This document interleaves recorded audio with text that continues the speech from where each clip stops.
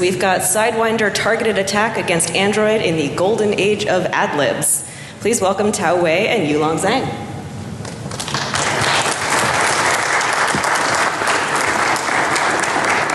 Thanks, everyone. I'm Tao Wei from FireEye, and this is Yulong Zhang. We will present a talk on Sidewinder targeted attack against Android.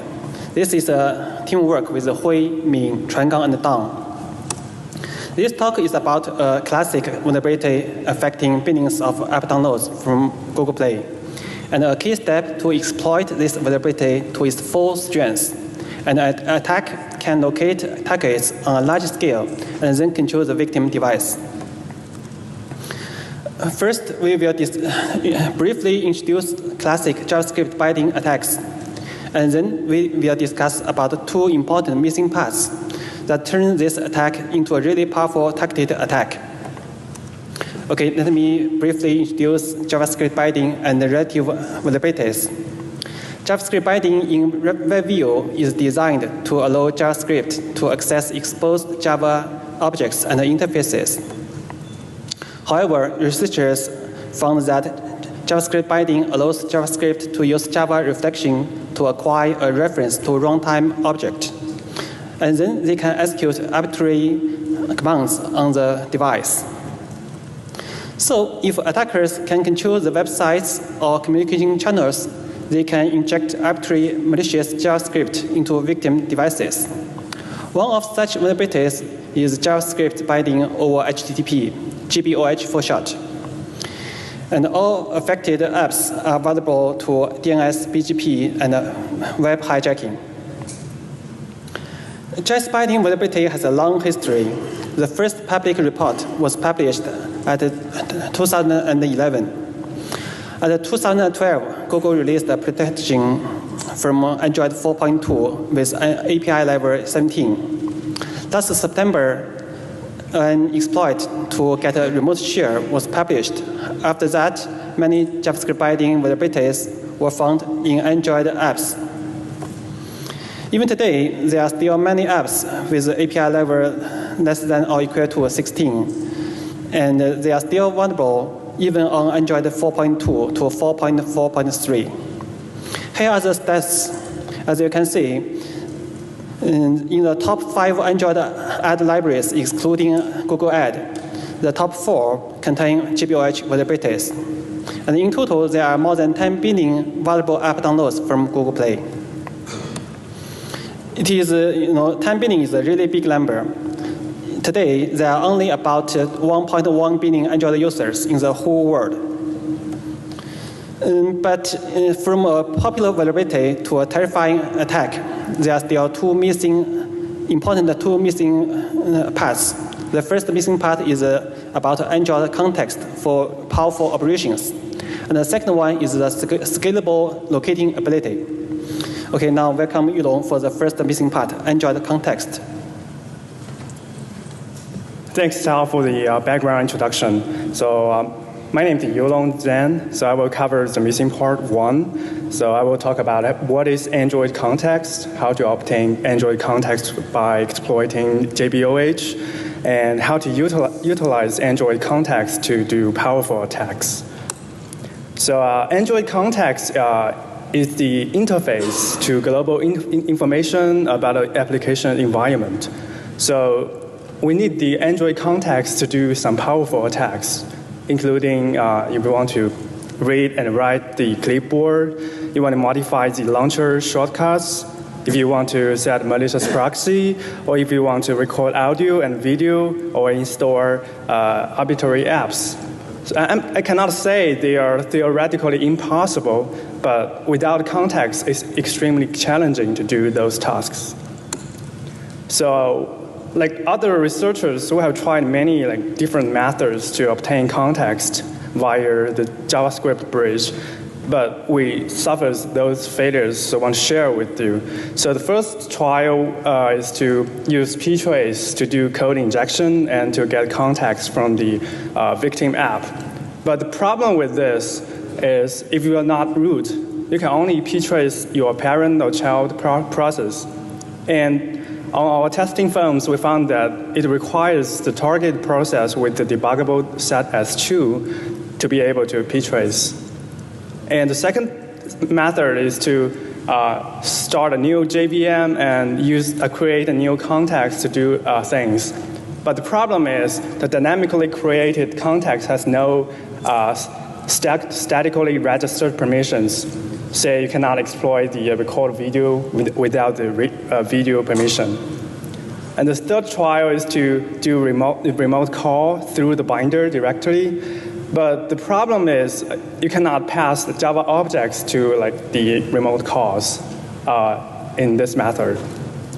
And the fourth trial is to use reflection in the JavaScript bridge to directly obtain context.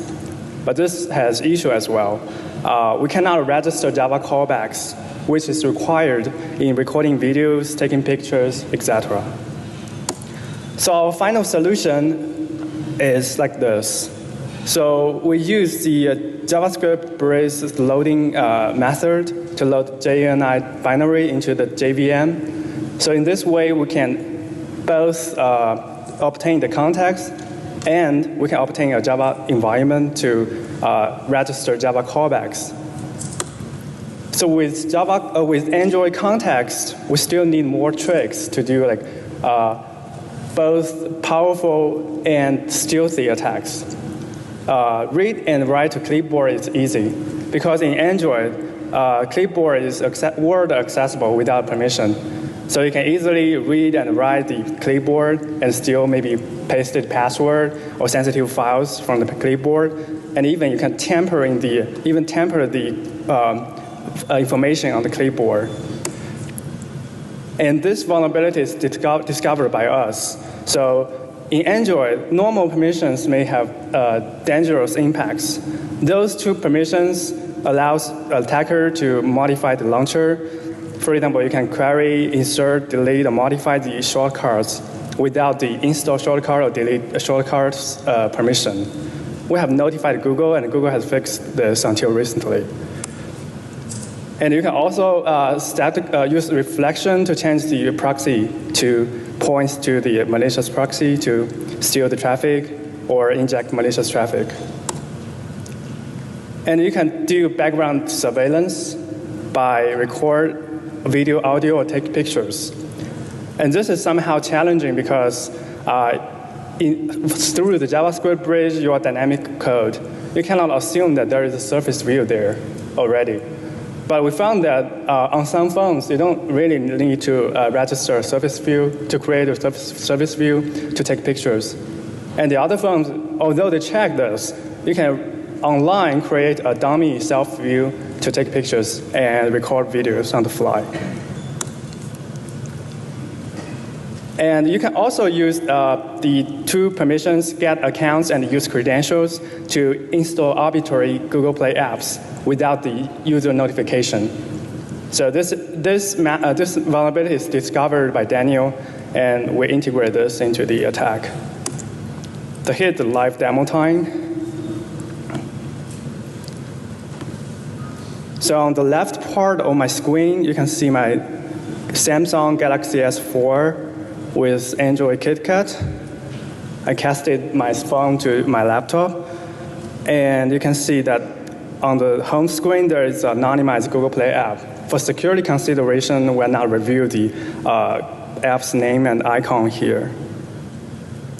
So if you open the app, you can see that in the bottom of the app there is an ad frame. So this is where we can explore the victim's phone, because the ad tries to enable the JavaScript bridge where the attacker can inject malicious code. And on the right-hand side, you can see the attacker's control panel where the attacker can configure the type of the attacks. So for example, after hijacking the DNS or some more powerful attacks that Tao will introduce later, the attacker can redirect the ad to its own malicious server. And it can also try to control the victim's behavior. For example, it can select take pictures. And later, if you open the app, you will see the pictures uploaded to this panel.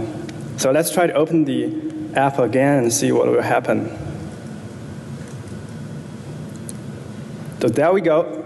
You can see a frame popped up saying, "Congratulations, you are owned." And you won't see me in the real world attack, of course.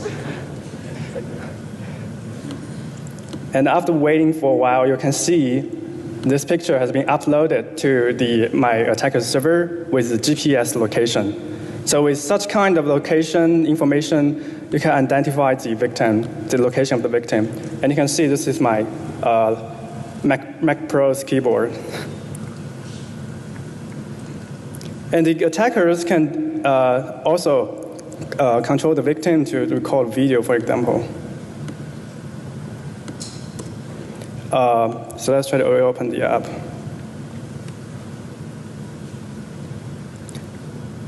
So again, you will see this congratulations message. And in the background, the victim phone is taking videos. And in the real world attack, again, the victim will not notice the background attack. So again, there is a new file uploaded to the attacker's server.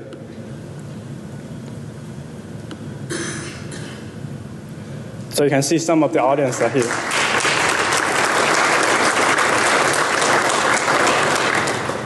And you can also try to control the phone to dial numbers.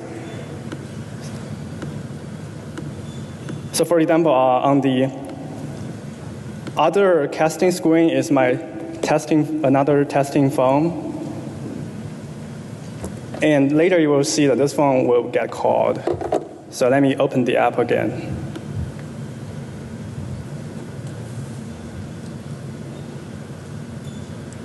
Fabulous. It's calling the victim's phone.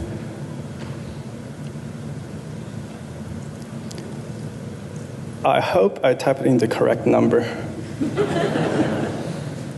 Okay, there we go. There's some delay.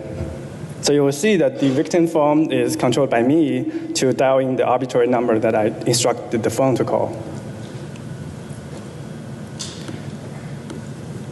We have more details about this demo, and you can go to YouTube to search how a mobile vulnerability turns your phone into a surveillance device. We uploaded here. So that's the demo. I'm going to pass the presentation back to Tao. Thank you, Yilong, for the amazing demo. And in the next, I will talk about the second missing part, scalability of locating targets. The classic method of locating targets for GBOH don't scale. Attackers need to put fake Wi-Fi hotspots at Starbucks and at Black Hat. However, there are too many potential locations. This map shows all the Starbucks in the South Bay Area. And there are other places, such as CEO offices, meeting rooms. Not easy for attackers to put fake Wi-Fi hotspots. So again, other libraries help. Here are the stats for other top 5 other libraries, excluding Google Ad. As you can see, the top 3 of them upload GPS location through HTTP in plain text. Here is an example. You can get the GPS location information in plain text in the HTTP traffic directly. This is the GPS location, and this 8 is the precision. Today, the GPS location precision is only 8 meters, and it is enough to locate most important rooms. And I believe many CEO offices are bigger than 8 meters. So in this way, we get Sidewinder targeted attack. Attackers can target potential victims only by monitoring the ad traffic for GPS location, and then inject malicious JavaScript code only into the victim traffic and skip other traffic.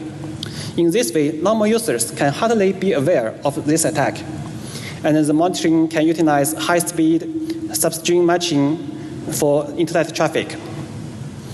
And there are other well-known ways to redirect traffic into the monitor, such as DNS hijacking, BGP hijacking, and ARP hijacking near the ad servers. And combining with root exploits and root buckets, they can bypass most of mobile security protections today. And here are the stats. More than 3.2 billion app downloads from Google Play are exploitable and targetable by Sidewinder targeted attack. How about the future? Google introduced a new protection to disable getClass from JavaScript at Android 4.4.4 at June. It will defeat common reflection of JavaScript binding exploits, but it's still open for other exploits. However, developers and vendors are slow to adapt the new API and the new Android versions. As a result, this threat will shadow Android users for a long time. Here is the conclusion. JavaScript binding vulnerabilities affect more than 10 billion app downloads from Google Play. And attackers can conduct many powerful attacks after getting Android context. And the Sidewinder attack can locate targets accurately by monitoring GPS information in ad traffic on a large scale, and then control the victim devices. More than 3.2 billion app downloads from Google Play are vulnerable, and all the affected Android devices in CEO offices, meeting rooms, Starbucks are vulnerable to this attack. That's all. Thanks.